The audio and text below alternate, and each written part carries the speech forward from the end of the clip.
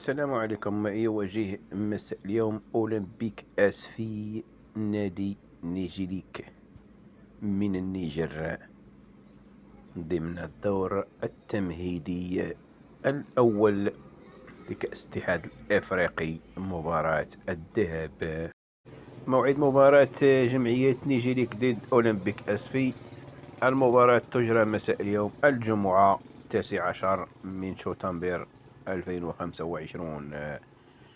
تنطلق مباراة أولمبيك آسفي على الساعة 4 توقيت المغرب والجزائر، وعلى الساعة 6 توقيت السعودية.